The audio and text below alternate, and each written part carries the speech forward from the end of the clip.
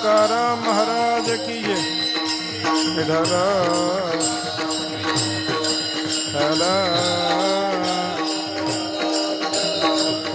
बोला पुंडलिक वरदा हरी विठ्ठल.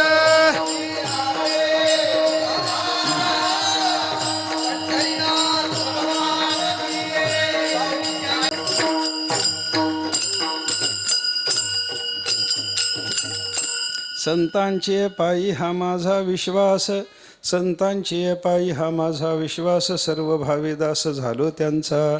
तेची माझे हित करीती सकळ जेणे हा आवडी वचन न मोडी बोलिले ते.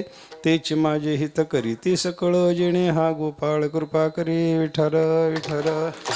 अंतपर प्रकरणातल्या साधू पुरुषाच्या संबंधानं आपल्या अंतःकरणात असलेल्या पवित्र भावना तुकाराम महाराजांनी या अभंगातून व्यक्त केलेल्या आहेत. असं आपल्याला या अभंगाचं चिंतन करता येतं बरं का. महाराजांनी या ठिकाणी काय केलं, माझा विश्वास संतांच्या चरणावर आहे आणि त्याच्यावरनं मला मोठ्या फलाचा लाभ झालेला आहे, या दोन्ही गोष्टी सांगितल्या. विठ्ठल विठ्ठल.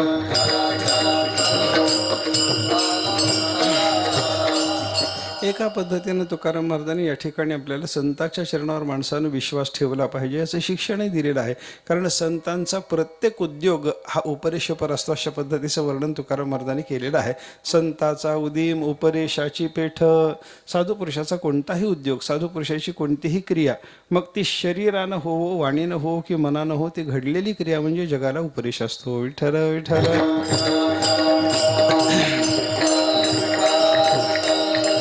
जगाला वळण लावणं, कल्याणाच्या साधनात प्रवृत्त करणं हा संत महात्म्यांचा उद्देश असल्यामुळे अवताराला कशा करता आले तरी जगाचं कल्याण करण्याकरता संत अवताराला येतात. मग जगाचं कल्याण करण्याकरता आलेल्या संतांनी काया वाचा मनाने जर काही क्रिया केल्या असतील, त्यांना त्या क्रिया करण्याची गरज नसते. काय असतं, कोणतीही क्रिया, कोणतंही साधन मनुष्याला कधी करावं लागतं, आपल्याला एखाद्या फलाचा लाभ करून घ्यायचा असला तर साधन करायची गरज आहे, पण फल प्राप्त झाल्याच्या नंतर साधनाची गरज नसते. विठ्ठल विठ्ठल.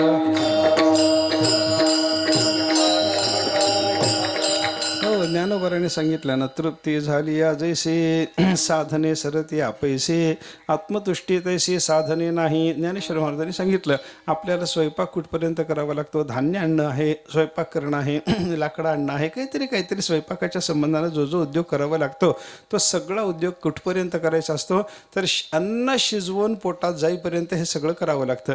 आणि एकदा पोट भरल्याच्या नंतर मग स्वयंपाक नावाची क्रिया करायची गरज पडते का? करायची गरज पडत नाही.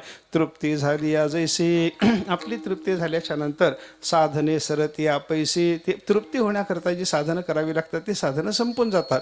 त्याप्रमाणे परमार्थामध्ये एकदा आत्मसाक्षात्कार झाला की त्या आत्मसाक्षात्कारी माणसाला तिथपर्यंतच जायचं असतं, त्याच्या पुढं काही प्राप्त करून घ्यायचं नसतं. त्याच्यामुळे आत्मसाक्षात्काराच्या नंतर सगळी साधनं संपून जातात. विठ्ठल विठ्ठल.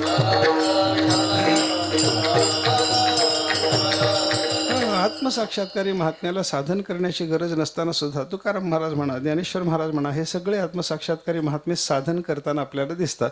कशा करता त्यांनी साधन केलं सांगा ना. वारी करायची, तुकाराम महाराजांनी वारी केली. आत्ताही तुकाराम महाराजांची, ज्ञानेश्वर महाराजांची वारी चालू असलेली आपल्याला पाहायला सापडते. 750 वर्ष झाले तरी ज्ञानेश्वर महाराज वारी करतात. 400-450 वर्ष होऊन गेली तरी तुकाराम महाराजांची वारी अजून चालू राहते. काय म्हणायचं याला सांगा ना.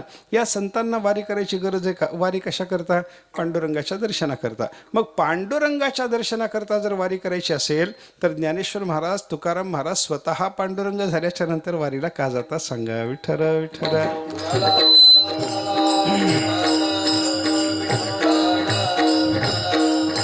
वारीला जायची त्यांच्याकरता गरज शिल्लक राहिली असं आपल्याला म्हणता येत नाही. कारण काय, त्याच्याकरता पांडुरंगाच्या दर्शनाकरता जर वारीला जायचं आणि तेच पांडुरंग झाले, आता कोणाच्या दर्शनाला कोणी जायचं? आपण पांडुरंगाच्या पेक्षा वेगळे आहोत म्हणून पांडुरंगाच्या दर्शनासाठी आपल्याला वारीला पंढरपूरला जावं लागतं. पण तुकाराम महाराज, ज्ञानेश्वर महाराज स्वतः पांडुरंग आहेत ना. अवतार पांडुरंग नाम ठेविले ज्ञानी, ज्ञानेश्वर महाराजांच्या आरतीमध्ये येतं, ते स्वतः पांडुरंगाचे अवतार आहेत.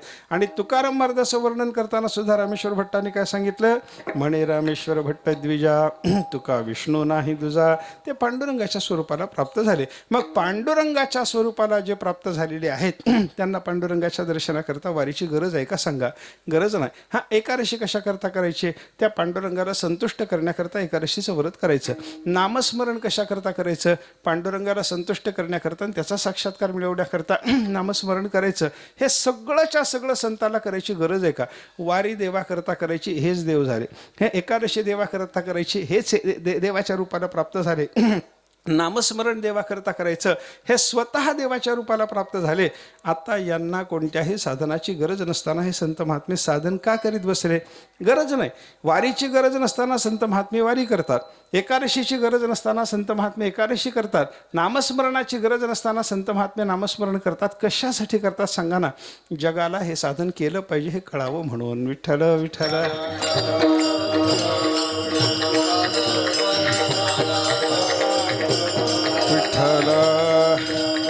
कारण साधारणपणे जगाचा स्वभाव काय ज्ञानोबाराने आपल्याला सांगितलेला पाहायला सापडतो बरं का. जगाचा स्वभाव असा असतो, एथ वडील जे जे करीते तया नाम धर्म ठेविते तेची अनुष्ठिते सामान्य सकळ. सामान्य माणसाचा स्वभाव असा असतो की मोठ्या माणसाने जे केलं ते पाहावं आणि त्यांनी जे केलं त्यालाच धर्म म्हणावं, आपण सुद्धा त्याचंच अनुष्ठान करावं हा विचार असतो बरं का. मग ज्ञानेश्वर महाराज तुकाराम महाराजांनी वारी केली की तुमच्या आमच्यासारख्या सामान्य माणसाला वाटतं की वारी केली पाहिजे, हा धर्म आहे, अशी आपली बुद्धी होते. मग आपण वारी करायला लागतो. त्यांनी एकादशी केली की मग आपल्याला एकादशीचं वळण लागतं. त्यांनी नामस्मरण केलं की मग आपल्याला नामस्मरणाचं वळण लागतं. नाही तर सामान्य मनुष्य संतांनी जर नामस्मरण करायचं सोडून दिलं तर तेच करत नाहीत, आम्हाला कशाला करावं लागतं म्हणतात. विठ्ठल विठ्ठल.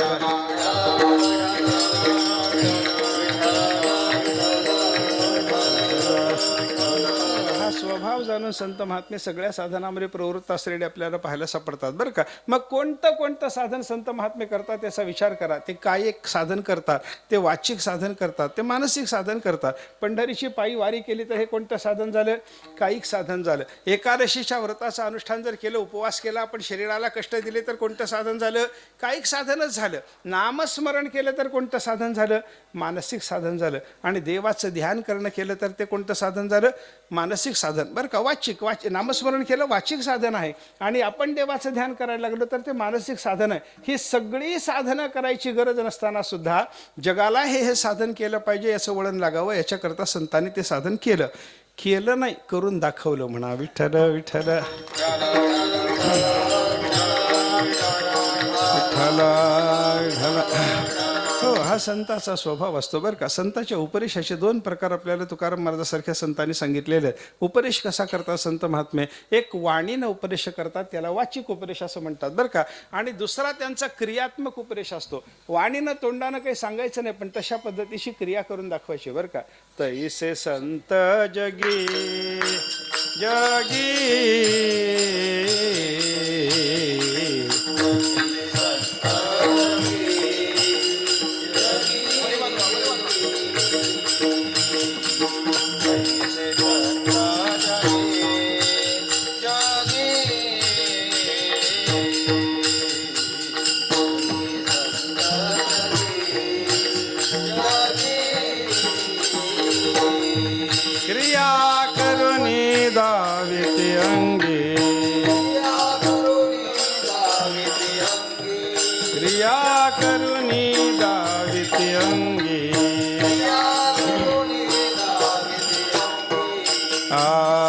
तैसे संत जगे जगी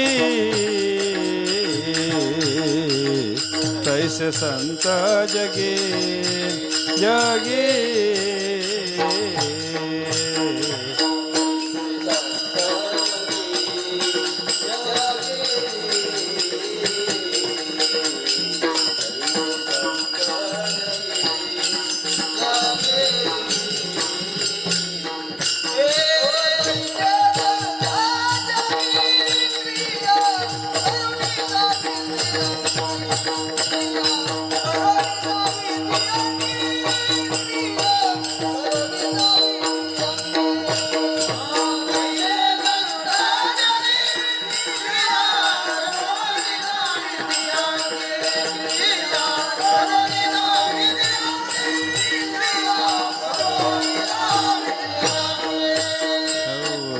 तसे संत जगी क्रिया करुनी दाविती अंगी. तुकाराम मला सांगतात संतांनी क्रिया करून दाखवल्या. क्रिया करूनही दाविती अंगी म्हणजे स्वतः त्यांनी क्रिया केल्या, त्यांच्याकरता केलेल्या नाहीत, तर आपण तशी क्रिया केली पाहिजे हे आपल्याला कळावं, याच्याकरता क्रिया करून दाखवतात. महाराजांनी त्याच्याकरता दृष्टांत आपल्याला सांगितला ना. अर्भकाची साठी पंते हाती धरली पाटी. शाळेत गेलेल्या मुलाला पहिल्यांदा अक्षर ओळख होण्याकरता मास्तर काय करतात, हातात पाटी घेतात, त्याच्यावर एक मोठं अक्षर लिहितात, अ अ अ अ म्हणत त्या अक्षराला गिरवत बसतात बरं का. आता त्या मास्तराला हातात पाटी धरायची गरज आहे का? त्याला लेखणी घ्यायची गरज आहे का? त्याला अ हे अक्षर पाटीभर काढायची गरज आहे का? हे अ आहे म्हणून अ अ अ अ म्हणत घोकत घोकत गिरवायची गरज आहे का? कशाचीही गरज नसताना मास्तरला ते सगळं करावं लागतं. कशाकरता करावं लागतं? पोराला अ अक्षर काढता यावं याच्याकरता तो खटाटोप असतो. विठ्ठल विठ्ठल.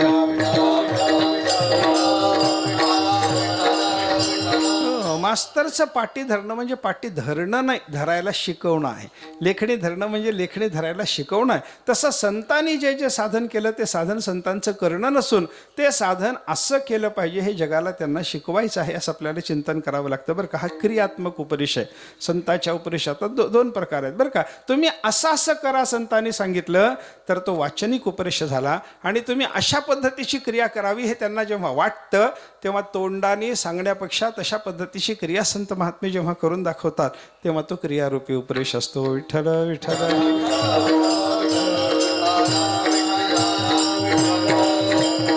प्रस्तुत अभंगाचा जर विचार आपण करायला लागलो तर महाराजांनी या ठिकाणी क्रियारूपी उपदेश आपल्याला करून दाखवलेला आहे, असं आपल्याला चिंतन करता येतं बरं का. संतावर तुम्ही विश्वास ठेवा असं तुकाराम महाराज आपल्याला वचनानं सांगत नाही. मी संतावर विश्वास ठेवतो असं सांगतात. याचा अर्थ काय? संतावर मी विश्वास ठेवतो हे बघा, माझ्यासारखे तुम्ही संतावर विश्वास ठेवायला लागा. विठ्ठल विठ्ठल.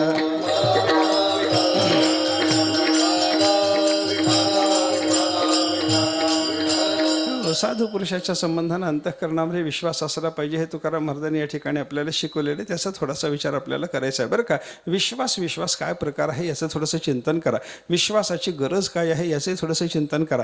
संसार असो की परमार्थ असो, माणसाला विश्वास असल्याशिवाय संसारही करता येत नाही, आणि विश्वासाच्या शिवाय श्रद्धा ठेवल्याशिवाय परमार्थही माणसाचा होत नाही बरं का. संसाराला विश्वास लागतो. थोडंसं पटायचं नाही माझं बोलणं, पण दोन माणसाचा संबंध आला आणि काहीतरी त्यांचा व्यवहार व्हायचा म्हणला की एकमेकावर विश्वास असल्याशिवाय कोणताही व्यवहार होत नाही. विठ्ठल विठ्ठल.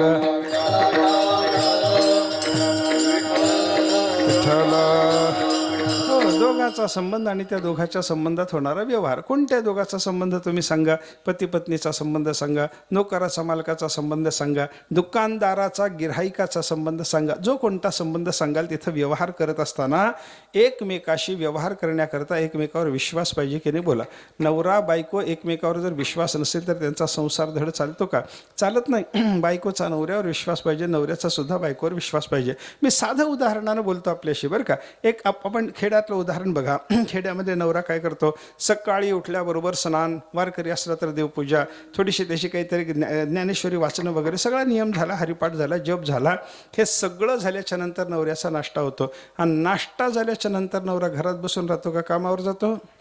कामावर जातो. अगदी शेतकरी जरी असला तरी कामावर जातो. दुपारच्या वेळेला परत घरी येतो, कामधाम पाहतो, दुपारच्या वेळेला घरी परत येतो. मला सांगा, नवरा बाहेर गेला तो दुपारी घरी येतो, तोपर्यंत बायको घरामध्ये निवांत झोपून राहते का स्वयंपाक करते? हो कसे सांगा ना. स्वयंपाक करते. मग हिचा स्वयंपाक झालेला असतो, तो बाहेरून येतो, बाहेरून आल्याच्या नंतर तो जेवायला बसतो. बायको पान वाढते, पान वाढलेलं त्याच्या समोर ठेवते, आणि जे वाढले तुम्हाला पान आता सुरुवात करा असं म्हणते. असं म्हणल्याच्या बरोबर एखादा नवरा एकदम जेवायला सुरुवात करतो का आपल्या पानातला तुकडा घेऊन कुत्र्याला टाकून बघतो? बघा की थोडंसं कसं करतो आपण, सांगा ना. आपण काय करतो सांगा ना. सगळ्याच विचारतो मी, एखाद्या नवऱ्याचं नाही. ज्याचा बायकोवर विश्वास नाही त्याचं वेगळं. आपलं कसं चाललंय याचा विचार मी तुम्हाला विचारायला लागलो. आपण घरी आल्यावर बायकोनं पान वाढल्याबरोबर जेवायला सुरुवात करतो की नाही? सुरुवात करतो. खाली मान घालतो की लगेच जेवायला सुरुवात करतो आपण बरं का. हे जेवायला सुरुवात माणसाने का केली? माझी बायको माझ्या अन्नात विष घालून मला मारणार नाही, हा नवऱ्याचा बायकोवर विश्वास आहे म्हणून तो जेवत असतो. विठ्ठल विठ्ठल.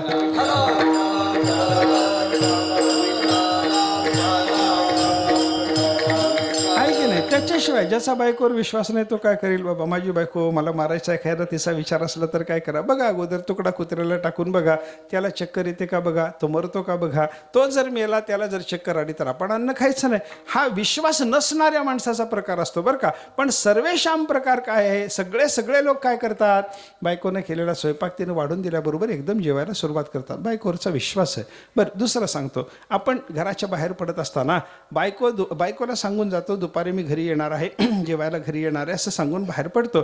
ते बाहेर पडत असताना बायको जाऊ नका म्हणते का गप्प बसते? हो गप्प बसते. का गप्प बसते? तिला दुपारी नवरा येतो म्हणून चाललाय, नक्की येणार आहे याचा भरवसा असतो. विठ्ठल विठ्ठल.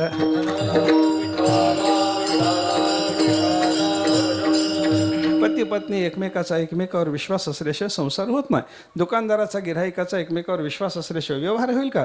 आपण किराणा दुकानात जातो, बायकोनं यादी करून दिलेली असते, ती सगळीच्या सगळी यादी घेऊन दुकानात जातो. दुकानात गेल्यावर त्या दुकानदाराच्या हातात ती यादी देतो. ती यादी दुकानदाराला दिल्याच्या नंतर दुकानदार ती यादी पाहतो, त्या वजनाचं ते सामान पाकिटं भरतो, सगळी पाकिटं एका पिशवीत घालून ती पिशवी आपल्या हातात देतो. मला सांगा, तो दुकानदार हातात पिशवी अगोदर देतो का अगोदर बिल द्या म्हणतो? तुमच्या गावात कसे सांगा मला, तुमच्याकडे कसा प्रकार आहे? अगोदर बिल द्या म्हणतो का अगोदर पिशवी हातात देतो? कसं करतो सांगा? तुम्ही जर दुकानात गेलात तर वेगळं आहे आणि मी दुकानात गेलो तर वेगळं आहे. तुम्ही जर तुमच्या गावातल्या दुकानात गेलात तर दुकानदार पहिल्यांदा पिशवी देतो, मागून बिल देतो आणि बिल दिल्याच्या नंतर जरी आपल्या खिशात पैसे नसले तर तो म्हणतो नंतर पाठवा ना, काय आपल्या गावातलंच काम आहे, नंतर पाठवा ना. ते तुमच्या दुकानामध्ये मला जाऊ द्या बरं. मी जर तुमच्या दुकानात गेलो काही खरेदी करायला, तुमच्या गावातल्या दुकानात मी जर काही खरेदी करायला गेलो तर मी दुकानदाराला या वस्तू म्हटल्यानंतर तो देईल, पण बिल घेतल्याशिवाय माझ्या हातामध्ये पिशवी देईल का सांगा? तो म्हणतो महाराज असशील, कीर्तन केलं असेल, पण आता इथून जर निघून गेला तर पैसे कोणाला मागू? हा विचार त्याच्या मनामध्ये येतो की नाही? हा विचार मनात आल्याच्या नंतर माणूस जर मला पिशवी देत नसेल तर माझ्यावर त्याचा विश्वास नाही, पण तुम्हाला पिशवी देत असला तर तुमच्यावर त्याचा विश्वास आहे. विठ्ठल विठ्ठल.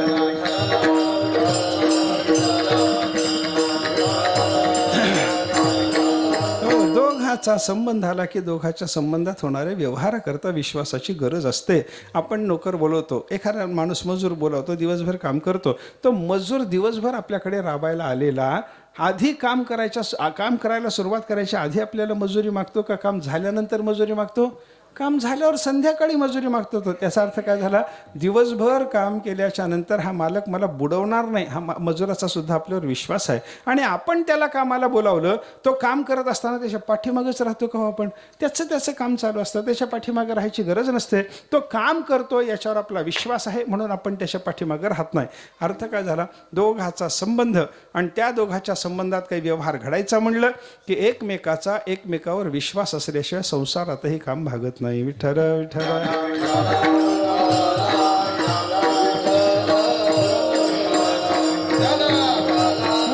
याच्या पुढं चला, मी थोडंसं पुढचं आपल्याशी बोलतो बरं का. दोघाचा संबंध असावा नाही. एकट्याला जरी व्यवहार करायचा झाला, एकट्या माणसाला त्याची स्वतःची क्रिया करायची असली तरी विश्वासाशिवाय त्याची क्रिया होत नाही. मी साधं उदाहरण आपल्याला सांगतो. समजा मला हा माझा पाय उचलून पुढं टाकायचा आहे, मला चालत कुठंतरी, आता मंदिरात जाऊन दर्शन मला घ्यायचं म्हटल्यानंतर हा पाय उचलून मला पुढं टाकावा लागेल की नाही? हा पाय उचलून पुढं टाकत असताना कोणाचा संबंध आहे का? दुसऱ्या माणसाचा संबंध आहे का? काही नाही, माझा एकट्याचा संबंध आहे. मी एकटा माझा पाय उचलून पुढं टाकणार आहे, पण एकटा पाय उचलून पुढे टाकत असताना सुद्धा त्याला किती जणांवर विश्वास ठेवावा लागतो बघा. थोडं मी विस्तारानं सांगतो आपल्याला. आपण पाय उचलून पुढे टाकायचं म्हणल्याच्या नंतर लगेच पाय टाकतो का समोरची जागा पहिल्यांदा बघतो? कसं सांगा ना? समोरची जागा पहिल्यांदा बघतो. ते बघायचं काम कोणाचं आहे? डोळ्याचं. म्हणजे डोळ्यावर विश्वास झाला आपला. डोळ्यानं जागा बघितली म्हणजे डोळ्यावर विश्वास झाला. बरं, डोळ्यानं जागा बघितल्याच्या नंतर ही जागा पाय ठेवायच्या योग्यतेची आहे की नाही हे डोळा सांगू शकत नाही बरं का. डोळा काय करतो? जागा पाहतो आणि ही जागा अशी आहे हे जागेचं विवरण मनाकडे देतो, आणि मनाकडे ते विवरण आल्याच्या नंतर मन म्हणतं बाबा ही जागा पाय ठेवायच्या लायकीची आहे. म्हणजे पहिल्यांदा डोळ्यानं जागा पाहिली, डोळ्यावर विश्वास झाला. त्याच्यानंतर मनानं सांगितलं ही जागा पाय ठेवायच्या योग्यतेची आहे, मनावर विश्वास झाला. लगेच पाय ठेवणं झालं का? नाही, माणसाचा पायावर सुद्धा विश्वास पाहिजे. हा पाय उचलून पुढं टाकल्याच्या नंतर मला पाडणार नाही हा विश्वास असल्याशिवाय मनुष्य पाय टाकेल का? आपण जसे बिनधास्त पाय उचलून पुढं टाकतो तसं एखादा पांगळा मनुष्य असला तर पाय टाकेल का? पांगळ्या माणसाने समोरची जागा पाहिली, डोळ्यावर विश्वास आहे. पांगळ्या माणसाच्या मनानं सुद्धा योग्य विचार करून सांगितलं ही जागा पाय ठेवायच्या योग्यतेची आहे, तरी पांगळा पाय ठेवत नाही, कारण डोळ्यावर विश्वास आहे, मनावर विश्वास आहे, पण त्याचा स्वतःच्या पायावर विश्वास नाही. विठ्ठल विठ्ठल.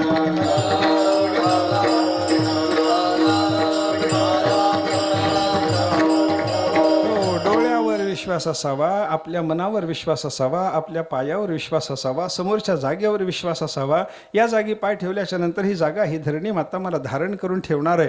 ही धरणी माता इथं पाय ठेवल्याच्या नंतर सीतेला जसं तिनं पोटात घेतलं तसं मला पोटात घेणार नाही, एवढा भरवसा असावा लागतो. तेव्हा मनुष्य पाय उचलून पुढे टाकण्याची क्रिया करू शकतो बरं का. म्हणजे एक पाय उचलून पुढे टाकायची क्रिया करायची झाली, ती आपली आपली स्वतःची स्वतःला जरी करायची झाली, दुसऱ्याचा त्याच्यामध्ये काही संबंध जरी नसला तरी मनुष्याला अनेक ठिकाणी विश्वास ठेवल्याशिवाय एक पाय पुढं टाकण्याची सामान्य क्रिया सुद्धा करता येत नाही. हे लक्षात घेतलं की मग संसाराला विश्वास लागतो, हे पटायला लागतं. विठ्ठल विठ्ठल.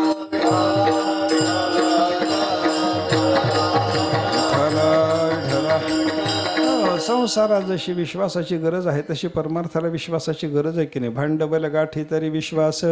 तुकाराम मला सांगतात, परमार्थाला निघालेल्या माणसाच्या पदरात पहिलं भांडवल कोणतं लागत असेल? विश्वासाचं भांडवल लागतं. श्रद्धा विश्वास असल्याशिवाय मनुष्याचा परमार्थ होतच नाही. विश्वास लागतो आणि परमार्थामध्ये सुद्धा विश्वासाची गरज आहे, हे आपल्याला लक्षात आलं. आता थोडंसं पुढं चला. संसार आणि परमार्थ दोन्हीकडे विश्वासाची गरज जरी असली तरी संसारी मनुष्य कुठं विश्वास ठेवतो आणि संत महात्मे परमार्थाच्या दृष्टीने कुठं विश्वास ठेवतात त्याचा विचार करा. आपला कुठं कुठं विश्वास आहे? सगळीकडे आपला विश्वास आहे. सगळीकडे आहे म्हणजे जिथं राहू नये तिथं आपला सगळीकडे विश्वास आहे, असं आपल्याला चिंतन करता येतं. मी थोडं वर्गीकरणानं आपल्याशी बोलतो. आपला विश्वास जड पदार्थावरही आहे आणि आपला विश्वास चेतन पदार्थावरही आहे. चेतन पदार्थावर विश्वास ठेवत असताना सुद्धा मनुष्य वाचून असलेल्या प्राण्यावरही आपला विश्वास आहे आणि मनुष्य नावाच्या प्राण्यावरही आपला विश्वास आहे. विठ्ठल विठ्ठल.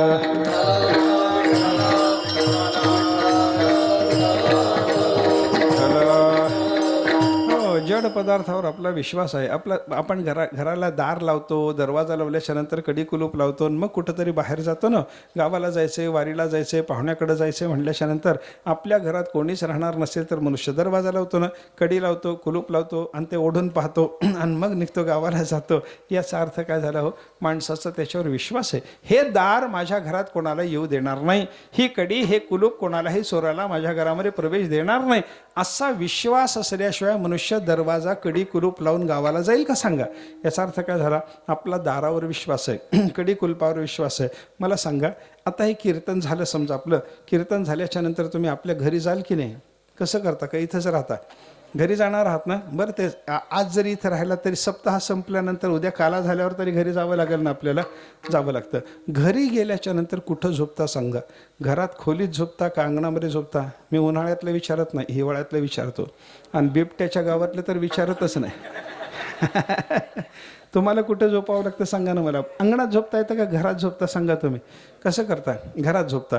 घरात झोपता ते का झोपता हो? घरावर विश्वास आहे म्हणून झोपता की नाही? रात्री इथं झोपल्याच्या नंतर हे घर माझ्या अंगावर पडणार नाही असा आपला विश्वास आहे, म्हणूनच आपण घरात झोपतो. आपण जसे घरात बिनधास्त झोपतो तसं ज्याचं घर पडायला झालं असं मनुष्य घरामध्ये झोपेल का हो? झोपायचा नाही. बिबट्या जरी असला तरी तो घरात झोपत नाही, शेजारच्या घरी जातं, पण आपल्या घरामध्ये झोपायला तयार होणार नाही. याचं कारण काय? आपण घरात का झोपलो? एकमेव कारण घरावर आपला विश्वास आहे. आपण दरवाजा लावला, कडी लावलं, कुलूप लावलं, म्हणजे कडी कुलपावर, दरवाजावर आपला विश्वास आहे. आपला पैशावर विश्वास आहे की नाही? माणसं म्हणतात, महाराज काय सांगावं, 4 पैसे आले हातात तेव्हापासून गावातले लोक या बसा नमस्कार म्हणायला लागले. नाहीतर पूर्वी कोणी विचारत नव्हतं. पैसे आहेत म्हणून मला थोडा सन्मान मिळाला असं माणसाचं म्हणणं येतं की नाही? याचा अर्थ काय झाला? पैसे आहेत म्हणून मला सन्मान प्राप्त व्हायला लागला. हे बोलणं कशाचं द्योतक आहे? पैशावर विश्वास आहे.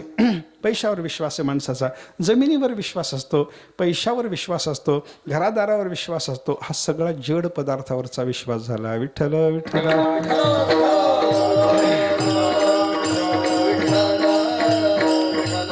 जड जड पदार्थ संपल्याच्या नंतर चेतन पदार्थावरच्या विश्वासाचं चिंतन करताना आपला प्राण्यावर विश्वास आहे की नाही? मनुष्या वाचून असलेल्या प्राण्यावर आपला विश्वास असतो की नाही? विचार करा. कुत्र्यावर विश्वास असतो माणसाचा, बैलावर विश्वास असतो, गाईवर म्हशीवर विश्वास असतो. असं एका गावाला जायचा प्रसंग आला. कीर्तनाला गेलो. कीर्तनाला गेल्याच्या नंतर मग कीर्तन व्हायच्या थोडंसं अगोदर गेलो होतं. तिथल्या एका गरीब माणसाने त्या परिचय होता. त्यांनी सांगितलं, महाराज माझ्या घरी थोडंसं जाऊन येऊ आपण. त्यांच्या घरी गेलो. गावाच्या एका टोकाला त्याचं घर होतं, दुसऱ्या टोकाला कीर्तन होतं. त्या टोकाला गेलो. त्या टोकाला घरात त्यांच्या जाऊन पाहिलं तर काय, घराला लावायला दरवाजा नाही, बिचारायला कडी नाही, कुलूप नाही, दार नाही, अशी घराची अवस्था त्याची गरिबाची पाहिली. आणि कीर्तनाला गेलो. तिथे त्याच्याकडे काय त्यानं पाहुणचार केला, तो घेतला. कीर्तनाला गेलो. कीर्तनाला जाऊन सुरू केल्याच्या नंतर पाहिलं तरी घरातले सगळेच कीर्तनाला आलेले की हो, सगळेच्या सगळे घरातले कीर्तनाला आलेले. दरवाजा लावायला नसताना हे सगळे घरातले कीर्तनाला आलेले पाहिले. आणि कीर्तन संपल्याच्या नंतर तो माणूस नमस्कार करायकरता जवळ आला. तेव्हा त्याला विचारलं, तुम्ही सगळे घरातले आलात का? त्याने सांगितलं, सगळे आलो महाराज. कोणी घरी राही का आता? कोणी नाही म्हणे. आमची लहान मुलंसुद्धा कीर्तनाला आलेली आहे. मी त्यांना विचारलं, बाबा तुम्हाला चोराची भीती नाही का तुमच्या गावामध्ये? त्यानं सांगितलं, इथं जेवढ्या चोऱ्या होतात तेवढ्या महाराष्ट्रात होत नाहीत म्हणलं. सगळ्या चोऱ्या इथं जास्त होतात म्हणे. मग चोराची भीती आहे ना? चोराची भीती आहे. मग सगळे कसे आलात? तुमच्या घराला दार नाही, घरातले सगळे कीर्तनाला आलात, चोराची भीती आहे म्हणता, कसं आलात तुम्ही? त्या माणसानं सांगितलं, महाराज काय सांगावं म्हणलं, माझ्याकडं दैवयोगानं असं जबरदस्त कुत्रं सांभाळलेलं म्हणलं की ते कुत्रं घरातच नाही गल्लीत कोणाला येऊ देत नाही. त्याच्यामुळं ते कुत्रं घरी ठेवून आम्ही बिनधास्त कीर्तनाला येऊ शकलो. मला सांगा, कुत्रं घरी आहे म्हणून मी बिनधास्त कीर्तनाला येऊ शकलो, हा जो विश्वास आहे तो महाराजावरचा की कुत्र्यावरचा आहे? हो, कीर्तन कोणाचं ऐकायला आला? महाराजाचं. पण विश्वास कोणावर ठेवला? कुत्र्यावर त्याचा विश्वास होता. बरं का. अजून एक उदाहरण सांगतो. असंच एका खेड्याला गेलो. जुनी गोष्ट सांगतो तुम्हाला. 30-35 वर्षापूर्वी कीर्तनाला गेलेला. लहान खेडं. त्या खेड्यात कीर्तनाला गेलो. कीर्तनाची वेळ होती संध्याकाळची. दुपारी पोहोचलो. पोहोचल्यावर एका घरी माझी व्यवस्था केली होती. तिथं थांबल्याबरोबर त्या घरच्या माऊलीने नमस्कार केला, सांगितलं, महाराज दूध घ्यायचं का थोडं? आता 35 वर्षाच्या पूर्वी खेड्यातून पाकिटाचं दूध मिळत नव्हतं. आताचं वेगळं आहे. आता वेगळं आहे. आता पाकिटाचं दूध कधीही मिळतं, ते कधीही मिळतं, कोणत्याही वेळी मिळतं. आणायचं, गरम करायचं, महाराजाच्या नरड्यात ओतायचं, काम झालं. आता चालतं. पण त्या काळामध्ये तसं दूध मिळत नव्हतं ना. म्हशी गाई त्या दूध द्यायच्या. मी तिथं गेल्याबरोबर त्या बाईनं नमस्कार केल्याबरोबर विचारलं, महाराज दूध घेणार का? मी विचार केला, आता दुपारची वेळ आहे, कसं दूध असणार हिच्याकडं? म्हणून सांगितलं, संध्याकाळी बघू बाई, आत्ता काही दुधाची गरज नाही, असं तिला सांगायचा प्रयत्न केला. पण बाईनं सांगितलं, महाराज घ्या दूध तुम्ही. आग्रह करायला लागले. आग्रह केल्यावर मी विचारलं, बाई आता जनावरं रानात गेली असतील ना? बाईनं सांगितलं, महाराज काळजी करू नका, माझी म्हैस घरातच आहे. आता घरात जरी असली तरी दुपारी दूध देते का हो म्हैस? तुमच्याकडे देते का? आमच्याकडे तर देत नाही. सकाळी आणि संध्याकाळी 2 वेळा देतात. आणि थोड्या पुढं विऊन बरेच दिवस झाल्याच्या नंतर एकदाच दूध देतात. दुसऱ्यांदा दूध काढायला गेलं तरी संध्याकाळी लाथ मारतात. पण 2च्या पलीकडे दूध देणाऱ्या 2 वेळेला दूध देणं आहे. 3री वेळ दुपारची वेळ दुधाची असते का? मी विचार केला, बाई दूध म्हैस जरी घरात असली तरी आता दूध देणार आहे का? त्या बाईनं काय सांगावं? ती म्हणाली, महाराज काळजी करू नका, माझी म्हैस अशी गुणाची आहे की हात लावलं की दूध देते. आता हात लावलं की दूध देते हा विश्वास महाराजावरचा आहे की म्हशीवरचा आहे? सांगा मला परत. कोणावरचा आहे? म्हशीवरचा विश्वास आहे. कुत्र्यावर विश्वास आला, म्हशीवर विश्वास आला, बैलावर विश्वास असतो एखाद्या कोणब्याचा. हे सगळे विश्वास जर आपण पाहायला लागलो तर मनुष्या वाचून इतर प्राण्यावर माणसाचा विश्वास आहे असं म्हणावं लागतं. विठ्ठल विठ्ठल.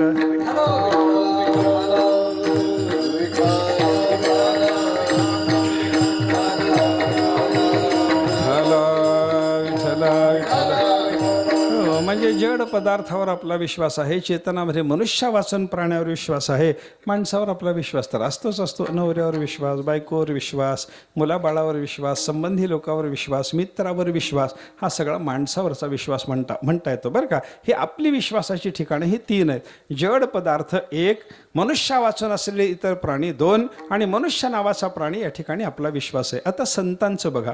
संतांचा विश्वास कुठं आहे? साधू पुरुषाचा 2च ठिकाणी विश्वास असतो. एक देवावर तरी असतो, नाहीतर संतावर तरी असतो. विठ्ठल विठ्ठल.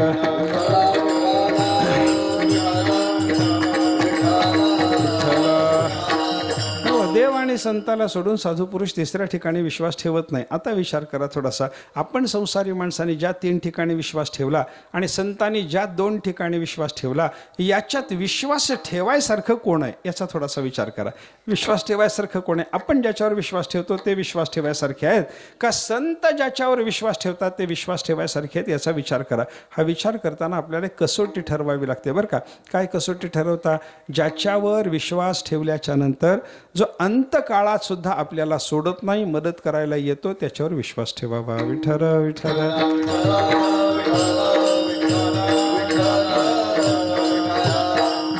अंतकाळात मदतीला येणारा कोण आहे याचा जर विचार केला तर देव आणि संताशिवाय दुसरा कोणी अंतकाळात मदतीला येत नाही. आपण जड पदार्थावर विश्वास ठेवला, आपण पैशावर विश्वास ठेवला, पैसा अंतकाळी मदतीला येतो का?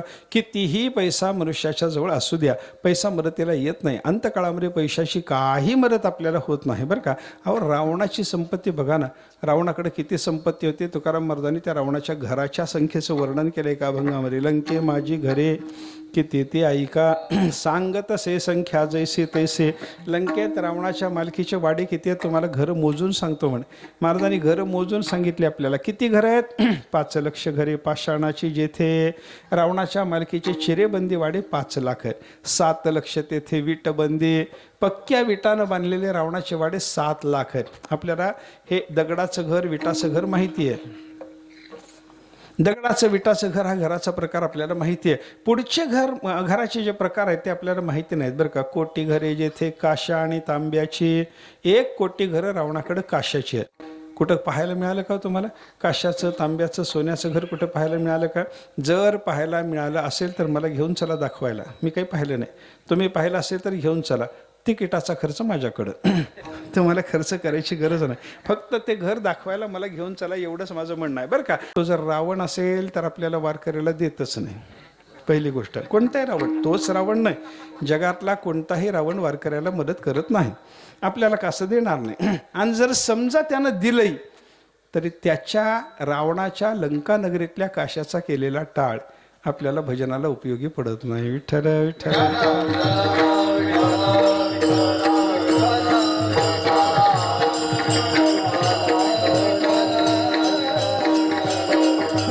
सोडून द्या, पण रावणाकडे 1 कोटी घरं काशाची आहेत. ही संपत्ती आहे रावणाची बरं का. 1 कोटी घरं तांब्याची आहेत. आपल्याला देवपूजेला एक तांब्या घ्यायचा म्हणलं तर नाकात दम येतो. रावणाकडे 1 कोटी घरं काशाची, 1 कोटी घरं तांब्याची. आणि शेवटचं गणित तुकाराम महाराजांनी सांगितलं, शुद्ध कांचनाची 7 कोटी. शुद्ध सोन्याची घरं रावणाच्या मालकीची 7 कोटी आहेत. ऐका, 7 कोटी वाडे शुद्ध सोन्यानं बांधलेले अशी रावणाची संपत्ती आहे. पण एवढी संपत्ती असताना अंतकाळात त्याचा काही उपयोग झाला का? सांगा ते कव.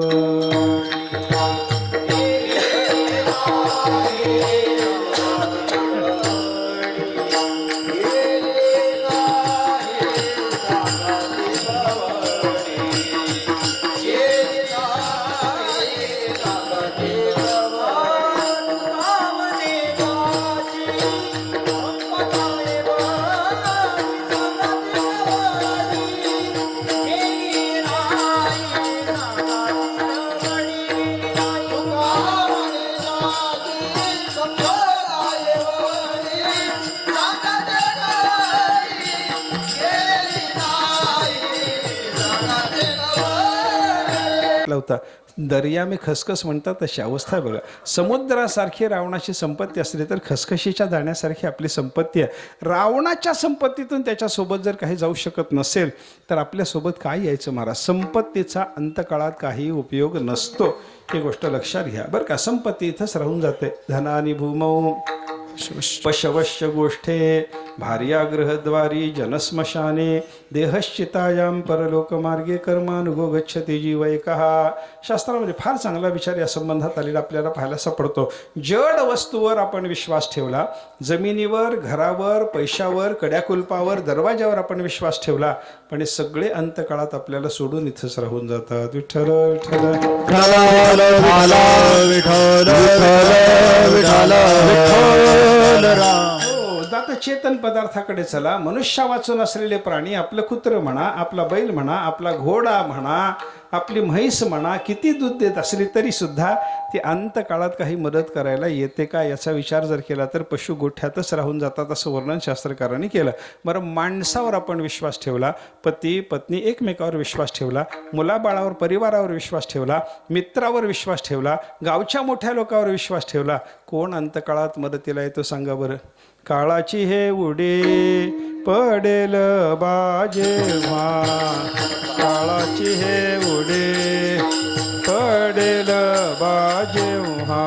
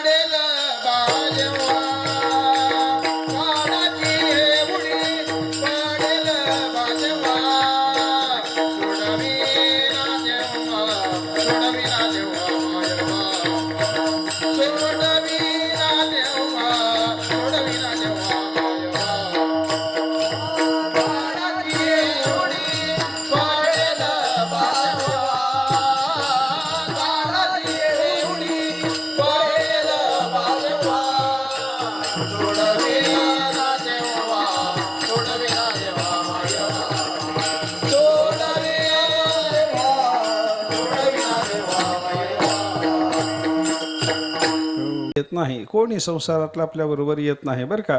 कितीही मोठा मित्र असला, जीवनभरात त्याची कितीही मदत मिळाली आपल्याला, अंतकाळात त्याचा काही लाभ असतो का सांगा? मैत्र केला महाबळी,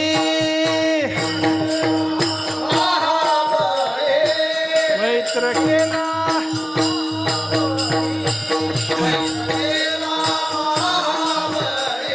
कामना ये अंतकाळी.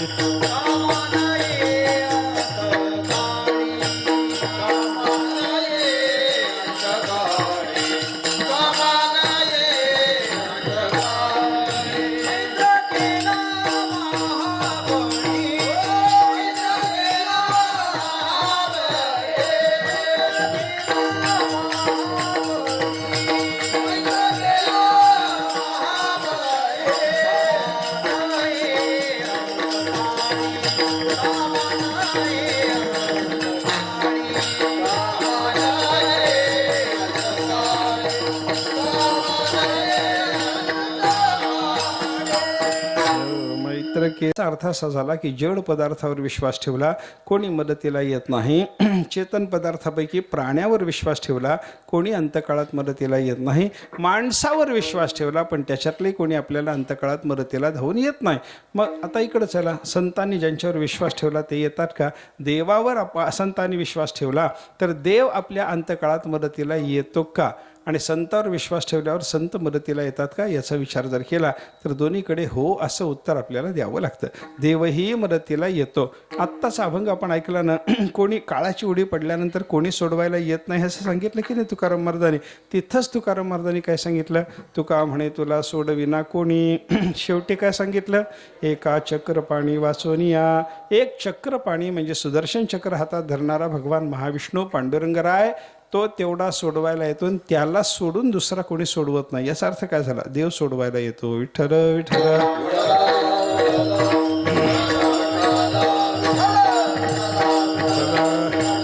हो, अंतकाळात देवाची मदत होते. देव आपल्याला अंतकाळात सोडवायला येतो बरं का. अंतकाळीचा सोयरा तुका म्हणे विठो धरा, तुका म्हणे विठो धरा धरा धरा धरा.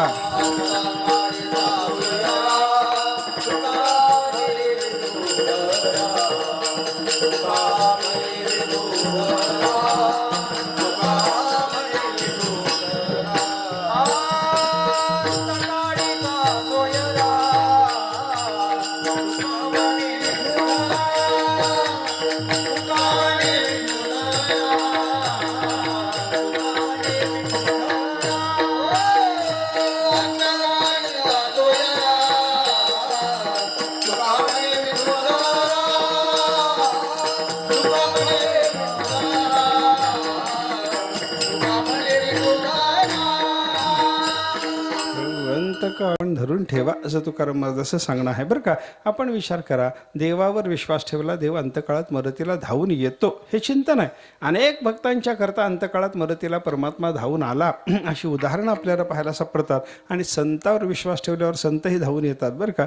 म्हणूनच ज्ञानोबरायचं वर्णन करत असताना मोक्ष मार्गीचा सांगाते म्हणले. अंतकाळातही त्यांची मदत आहे. विठ्ठल विठ्ठल.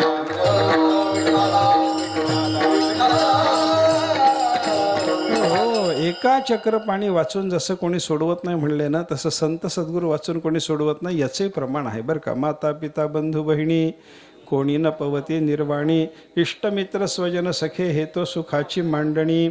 एकलामी दुःखभोगी कुंभपाक जाचणी, तेथे कोणी सोडविना एका सद्गुरू वाचोनी. एका चक्र पाणी वाचोनिया कोणी सोडविना, आणि एका सद्गुरू वाचोनी कोणी सोडविना. विठ्ठल विठ्ठल. असं देवावर विश्वास ठेवल्यावर अंतकाळात त्याचीही मदत होते आणि संतावर विश्वास ठेवल्यावर त्यांचीही मदत होते. म्हणून तुकाराम महाराज सांगतात, विश्वास ठेवायचं तर कुठं, देवावर नाहीतर संतावर. माझा विश्वास संताच्या चरणावर आहे. महाराज अभंगाच्या पहिल्या चरणात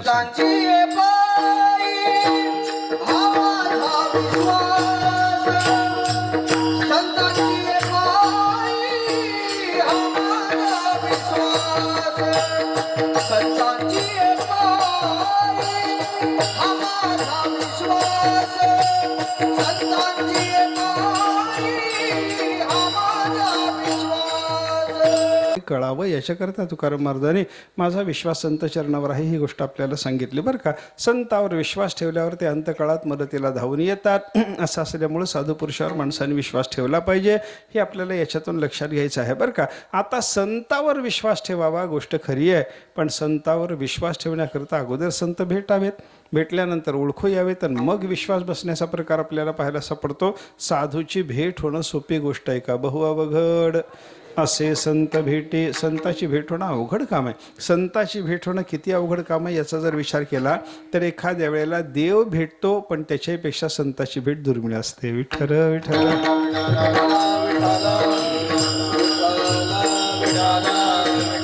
देवाच्या भेटीपेक्षा सुद्धा साधूची भेट दुर्मिळ आहे. मी उदाहरणानं आपल्याला सांगतो बरं का. तुकाराम महाराजाच्या अभंगाच्या वह्या रामेश्वर भट्टांनी इंद्रायणीच्या डोहात बुडवायला सांगितल्या. महाराजांनी वह्या बुडवल्या. वह्या बुडवल्याच्या नंतर महाराजांना वाईट वाटलं म्हणून महाराज धरणं धरून बसले. किती दिवस बसले होते हो? 13 दिवस वह्या रक्षुनिया उदकी. 13 दिवस बसले. आणि 13 दिवसाच्या नंतर पांडुरंगाने त्यांना दर्शन देऊन त्यांच्या वह्या आणून दिल्या असं चरित्र आहे. म्हणजे देव भेटायला तुकाराम महाराजाला किती दिवस लागले? 13. आता निळोबारायचं चरित्र बघा. निळोबारायांना तुकाराम महाराजांनी कबूल केलं होतं, मी तुम्हाला अनुग्रह देईन. पण तुकाराम महाराजांनी त्यांना अनुग्रह देण्याच्या आधीच वैकुंठगमन केलं. मग महाराज वैकुंठाला गेल्याच्या नंतर निळोबा विचार करायला लागले, मला तर अनुग्रह देतो म्हणाले होते. महाराज वैकुंठाला गेले, आता काय करायचं? महाराज येतील आणि मला दर्शन देतील आणि अनुग्रह देतील, तोपर्यंत अन्न पाणी घेणे नाही असा विचार करून निळोबाराय तुकाराम महाराजांचा धावा करायला बसले. अन्न पाणी सोडून बसले. किती दिवसांनी त्यांना तुकाराम महाराजांचं दर्शन झालं सांगा? विठ्ठल विठ्ठल विठ्ठला. महाराजांना किती दिवस लागले? निळोबारायला 42 दिवस बसावं लागलं. 42 दिवस. 42 दिवसानंतर पहिल्यांदा कोणाला? देवच आला. देव आल्यानंतर निळोबारायला म्हणतो, बाबा 42 दिवस झाले अन्न पाणी सोडून बसलास, ये दर्शन घे, मी आलो तुझ्याकरता. निळोबारायने सांगितलं, तुला कोणी बोलावलं? म्हणले, इथं कशा करता आलास? येथे तुझं लागी बोलाविले कोणी? प्रार्थिल्या वाचून आलास का? मोठ्या माणसाने बोलावल्याशिवाय जायचं नसतं. कोणी बोलावलं तुला? का आलास इथं? मी तुझी प्रतीक्षा करतच नव्हतो, मी तुला बोलावतच नव्हतो. देवाने सांगितलं, निळोबा तो राग सोडून दे रे, मला यायला वेळ लागला म्हणून कदाचित तो रागावला असशील. ये बाबा दर्शन घे. 42 दिवस झाले बाबा अन्न पाणी सोडून बसलास, माझ्याकरताच बसलास ना? त्याने सांगितलं, देवा तुला ओळखत सुद्धा नाही म्हणे. निळा म्हणे आम्ही न ओळखोची देवा. मग धावा कोणाचा करतोस बाबा? कोणाकरता बसलास म्हणल्यावर त्याने सांगितलं, तू कयाचा धावा करीत असो. मग देवाने वैकुंठात जाऊन तुकाराम महाराजाला सांगितलं, बाबा तो तुझा धावा करत बसला, त्याला तुझं दर्शन पाहिजे, माझं दर्शन नको आहे असं तो म्हणतो. माझ्या पाया पडायला तयार नाही, ओळखत सुद्धा नाही म्हणतो मला. त्याला जाऊन दर्शन देऊन कृतार्थ कर. मग तुकाराम महाराज वैकुंठातून निळोबाऱ्या करता आले. येवनी या कृपावंते तुकया स्वामी सद्गुरुनाथे, हात ठेविला मस्तकी देवनी प्रसाद केले सुखी. असं निळोबाऱ्यांनी पुढच्या प्रसंगाचं वर्णन केलेलं आहे बरं का. मला सांगायचं काय, 13 दिवसात देव भेटतो आणि संत तुकाराम महाराज भेटायला किती वेळ लागला? 42 दिवस. म्हणजे 13-39 3 मिसळावी लागली पुन्हा. हा विचार लक्षात घ्या. लोक म्हणतात की बाबा दोघाचा अधिकार वेगळा असेल की नाही. निळोबाऱ्याचा अधिकार वेगळा, तुकाराम महाराजाचा अधिकार वेगळा. ते सोडा, तुकाराम महाराजाचं उदाहरण सोडा. निळोबारायाच्या उदाहरणावर सुद्धा 42 दिवसाच्या नंतर पहिल्यांदा कोण भेटलं? देवच भेटला. आणि देवाला परत करावं लागलं तेव्हा संत भेटले. विठ्ठल विठ्ठल.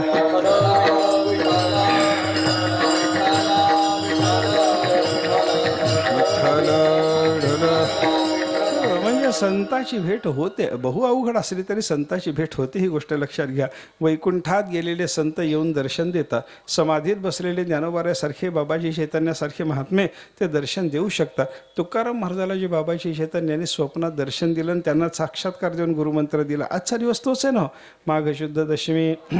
फक्त गुरुवार उद्यावर गेला एवढंच झालं. बाकी सगळं माघ शुद्ध दशमीचा योग आहेच आहे. आणि त्याच निमित्ताने ही सगळी सप्ताहाची सेवा वगैरे आपण या ठिकाणी करतो. बाबाजी चैतन्याने तुकाराम महाराजाला दर्शन दिलं. ते स्वप्नात जरी असलं, कसं असतं बघा, आपल्याकडे जागृती, स्वप्न आणि सुषुप्ती या 3 अवस्थात पुन्हा 3 अवस्था मानलेल्या आहेत.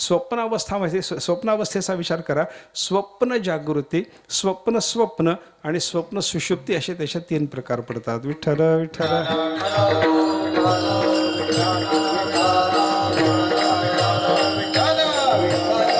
हो, 3 प्रकार आपल्याला स्वप्नातले सांगायचे. स्वप्नातली सुषुप्ती कोणती?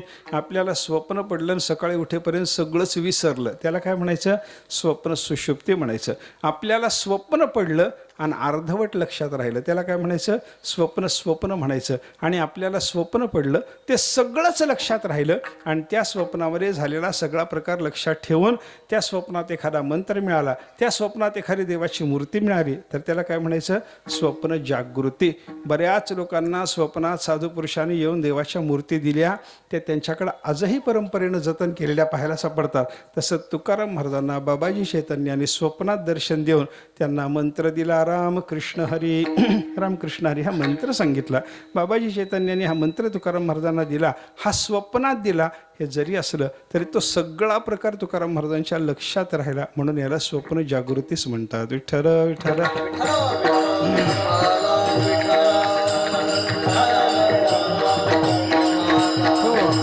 स्वप्न जागृतीचा जो प्रकार आहे की नाही, शास्त्राच्या दृष्टीने त्याला जागृती इतकंच महत्त्व आहे. जागृती इतकंच महत्त्व असल्यामुळे स्वप्न जागृतीचा प्रकार म्हणजे बाबाजी चैतन्यांनी दर्शन दिलं ते प्रत्यक्षच दर्शन दिलेलं आहे असं आपल्याला म्हणता येण्यासारखं आहे बरं का. विचार करा, अनेक अनेक साधू पुरुषांनी दर्शनं निजधामाला गेल्यानंतर, समाधीत बसल्याच्या नंतर, वैकुंठाला गेल्याच्या सगळ्या पद्धतीची दर्शनं संतांची आपल्याला पाहायला सापडतात. म्हणजे संत दर्शन देत नाहीत असं समजू नका, फक्त त्यांचं दर्शन होणं अवघड आहे. चंद्रामृत सुखे सेववेल, असता जाता रवी धरवेल, बाह्या हेळा सागर तरवेल, परित्या साधूची भेटे न होईल गा.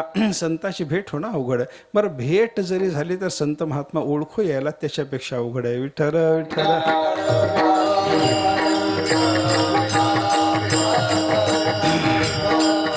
अनेकांना संत भेटले पण ओळखू आले का सांगा ना. रामेश्वर भट्टाला तुकाराम महाराजांशी भेट झाली आणि त्यांनी वह्या बुडवून टाकायला सांगितल्या. अरे, जर त्यांना तुकाराम महाराजांचा अधिकार कळाला असता, अधिकार कळाल्याच्या नंतर रामेश्वर भट्ट कायम तुकाराम महाराजांच्या सेवेत राहिले हा भाग वेगळा, पण अधिकार कळाला नव्हता तोपर्यंत काय होतं ते सामान्य समजून, तुम्हाला अधिकार नाही, तुम्ही अभंगाच्या वह्या बुडवून टाका असं सांगितलं ना त्याने. गावातले लोक तुकाराम महाराजाला त्रास देत होते ना. मंबाजी बुवासारखा महंत म्हणून गावात असलेला माणूस सुद्धा तुकोबारायला त्रास देत होता ना. महंत होता, गादीवर होता, तरी तुकाराम महाराजाला त्रास देत होता. याचा अर्थ काय झाला, त्या महंताला सुद्धा तुकाराम महाराज नावाचे संत कळाले नाही. विठ्ठल विठ्ठल.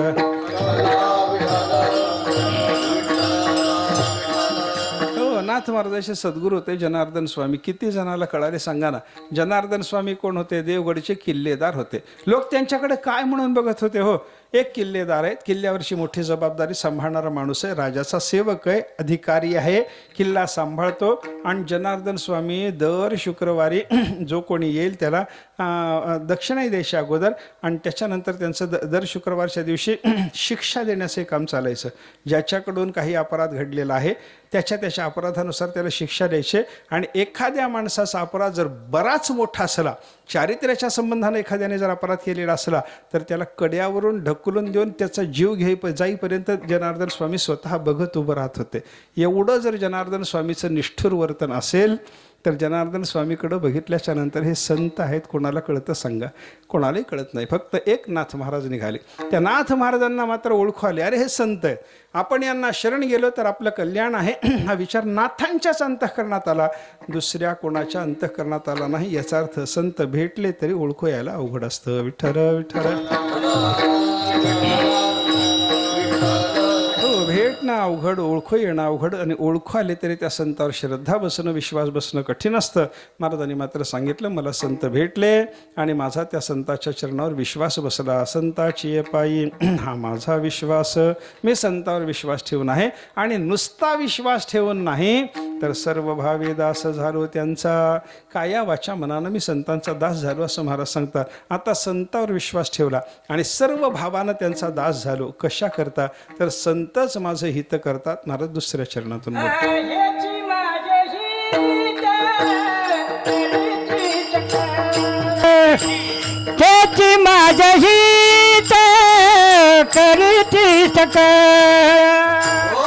तर संतच माझं सगळ्या प्रकारचं हित करतात. आता संतच तेची म्हणजे संतच हित करतात, दुसरा कोणी हित करत नाही असं महाराजांचं म्हणणं आहे. संतच हित करतात असं का म्हणावं? दुसरा कोणी हित करू शकत नाही, ते का करू शकत नाही याचा विचार करायचा आहे. एकदा प्रेमाने भजन करा, वेळेत आपण सेवा संपवू.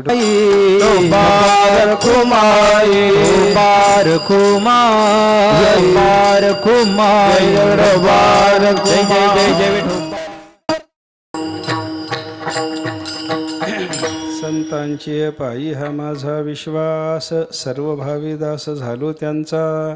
तेची माझे हित करी ते सकळ जेणे हा गोपाळ कृपा करी. जगद्गुरु संत शिरोमणी श्री तुकाराम महाराजांच्या या अभंगाचा आपण विचार करतो आहोत. बाबाजी चैतन्याच्या स्थानात आपण आहोत, आणि ज्या दिवशी जगद्गुरु तुकाराम महाराजांना अनुग्रह प्राप्त झाला, असं तुकाराम महाराजांच्या अनुग्रहाचं स्थान, तुकाराम महाराजांच्या अनुग्रहाचा दिवस आणि तुकाराम महाराजांना अनुग्रह देणाऱ्या महात्म्याच्या समाधीचं स्थान, या सगळ्या समसम संयोगामध्ये आपली ही सेवा चालू आहे. म्हणून फार भाग्याचा योग आहे बरं का. साधूच्या सन्निधानात सेवा करायला मिळणं. आता सेवा करणारा मी एकटा समजायचं कारण नाही, तुम्ही सगळे सेवा करता. तुमची श्रवण भक्ती चालू आहे, माझी कीर्तन भक्ती चालू आहे, एवढाच काय तो बदल आहे. टाळकरी सगळे मला साथ देतात म्हणजे त्यांची कीर्तन भक्ती आहे, आणि तुम्ही एकाग्र चित्तानं ऐकता म्हणजे तुमची श्रवण भक्ती आहे. आपण सगळे श्रवण कीर्तन भक्तीमध्ये प्रवृत्त असलेले या ठिकाणी आहोत, म्हणजे सगळे सेवा करतो. कोणाची सेवा चालू आहे? बाबाजी चैतन्यांची सेवा चालू आहे. काय निमित्तानं चालू आहे? तुकाराम महाराजांच्या अनुग्रह दिवसाच्या निमित्तानं चालू आहे. कधीपासून चालू आहे? तुकाराम महाराजांच्या जन्मदिवसापासून चालू आहे. तुकाराम महाराजाच्या जन्मदिवसाला सेवा सुरू होते, तुकाराम महाराजाच्या अनुग्रहाच्या दिवशी सेवा संपत येते, आणि तुकाराम महाराजाच्या सद्गुरूच्या स्थानात ही सेवा चालते. या सगळ्या गोष्टीला अतिशय महत्त्व आहे. विठ्ठल विठ्ठल.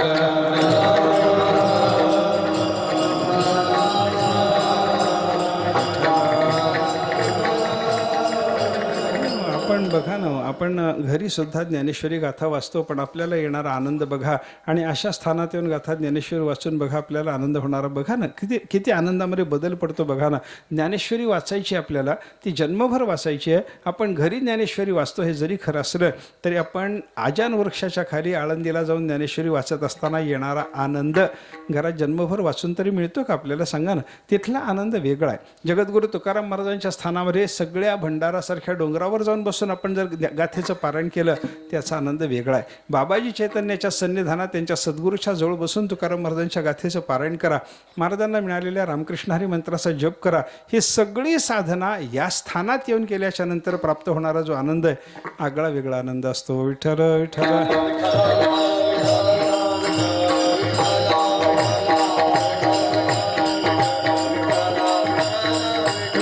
तो सगळा आनंद प्राप्त करून घेण्याच्या दृष्टीनं आपल्या या सेवा असतात, त्या महत्त्वाच्या असतात. एवढंच मला या निमित्तानं सांगायचं आहे बरं का. थोडासा अभंगाचा अजून राहिलेला विचार करतो. महाराजांनी सांगितलं, माझा विश्वास संत चरणावर आहे. तुकाराम महाराजांना जेव्हा अनुग्रह मिळाला, महाराजांनी यातिशूद्रवैश्य केला व्यवसाय हा जो अभंग स्वतःच्या चरित्राचा सांगितला ना, त्या अनुग्रहाचा प्रसंग त्या अभंगात सांगत असताना सुद्धा विश्वासाचं चिंतन तुकाराम महाराजांनी त्या ठिकाणी सांगितलेलं आहे बरं का. मानियेला स्वप्नी गुरुचा उपदेश, स्वप्नामध्ये मी सद्गुरुनाथाचा उपदेश मानला आणि धरिला विश्वास दृढ मनी. स्वप्नात दिलेला उपदेश असताना सुद्धा हा जागृतीत दिलेल्या उपदेशासारखा महत्त्वाचा आहे. हा विश्वास मी मनामध्ये दृढ धरला म्हणतात महाराज. विठ्ठल विठ्ठल.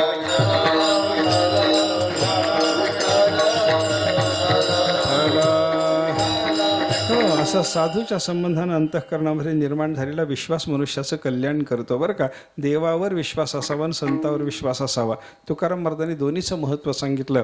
देवावर जो विश्वास ठेवतो, महाराज म्हणतात मी त्याला नमस्कार करतो, आणि संतावर ज्याचा विश्वास आहे त्यालाही मी नमस्कार करतो, अशी महाराजांची भाषा आहे बरं का. भाविक विश्वासी तुका म्हणे नमन त्यासी. भाविक विश्वासी असलेल्या महात्म्याला मी नमन करतो, आणि संतावर विश्वास ठेवणारा त्याला नमोतया संत वचनी विश्वास. नमोतया संत वचनी विश्वास. नमो भावे दास्य गुरुचे त्या.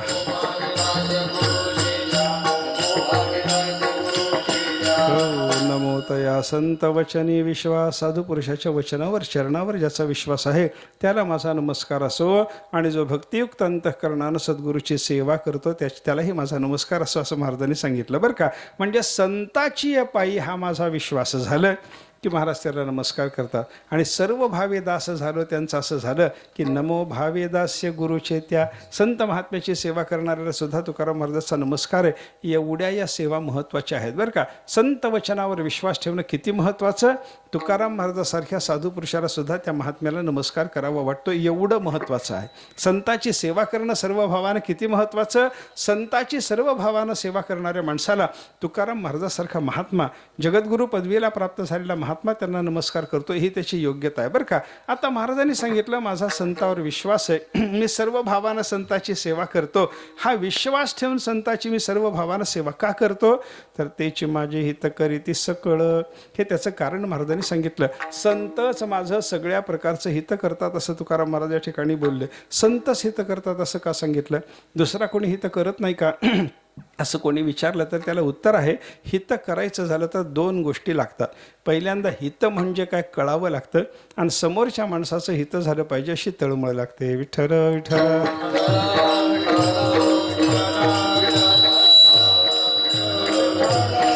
थोडा जगात विचार करा ना. पण काही लोकांना तळमळ आहे पण ज्ञान नाही. मायबापाला पोराचं हित व्हावं वाटतं की नाही? व्हावं वाटतं, पण हित नाही ठावे जननी जनका. त्यांना हिताचं ज्ञान नाही. त्यांना हिताची तळमळ आहे तर ज्ञान नाही. आणि हिमालयासारख्या एखाद्या स्थानामध्ये जाऊन बसलेला एखादा महात्मा जर असला तर त्याला हिताचं ज्ञान आहे, पण त्याच्या अंतःकरणात तो एकांतात जाऊन बसला म्हणजे जगाची तळमळ नाही. पण ज्ञानेश्वर महाराज, तुकाराम महाराजासारखे संत महात्मे जर आपण पाहिले, यांना हिताचं ज्ञानही आहे आणि सगळ्या जगाचं हित झालं पाहिजे, तळमळही आहे बरं का. येतो हिताचा कळवळा, येतो हिताचा कळवळा.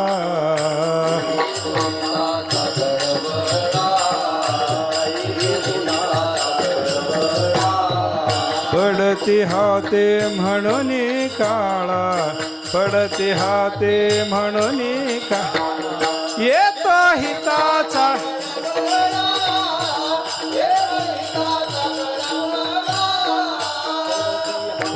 अर्थ असा झाला की संतांना हिताचं ज्ञानही आहे आणि सगळ्या जगाच्या हिताचा कळवळाही आहे, म्हणून त्यांना हित करता येतं, दुसरा कोणी हित करू शकत नाही. तेची माझे हित करीती सकळ. आणि हित करतात म्हणजे काय? जेणे हा गोपाळ कृपा करी, आपल्यावर भगवंताची कृपा घडवतात. अजून काय करतात? भागलिया मज वाहतील कडे, त्यांची आने जोडे सर्व सुख. आपण परमार्थ करताना थकलो तर संत महात्मे आपला परमार्थ कडेला लावून देतात आणि त्याच संतांच्या कृपेनं आपल्याला सर्व सुखाची म्हणजे भगवत सुखाची प्राप्ती होते. एवढे संतांचे उपकार असल्यामुळं संतांचे शेष मी आवडीनं घेतो आणि त्यांची आज्ञा मोडत नाही. महाराज शेवटच्या चरणात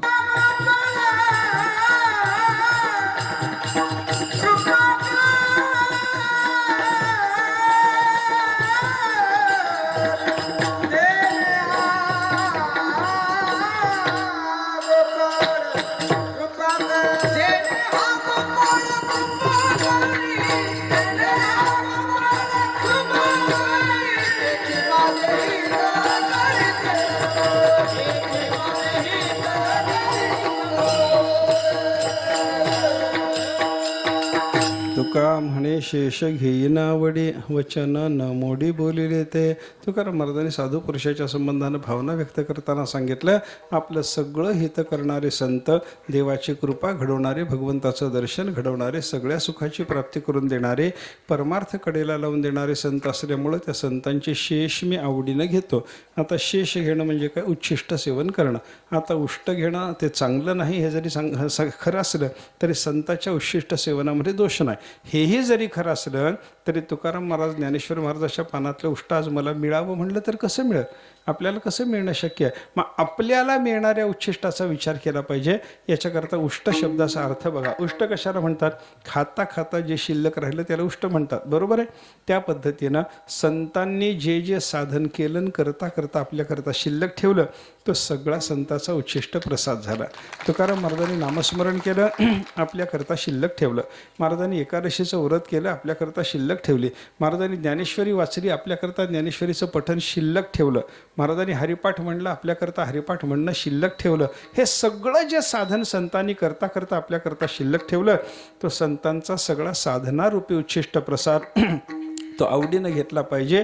आणि वचन न मोडी बोलिले ते, त्या संताचं वचन, त्यांची आज्ञा कुठलीही आपण मोडू नये. असं केलं की त्या साधूच्या कृपेनं आपलं सगळ्या प्रकारचं हित होतं. तेची माझे हित करीती सकळ, जेणे हा गोपाळ कृपा करे. ज्ञानेश्वर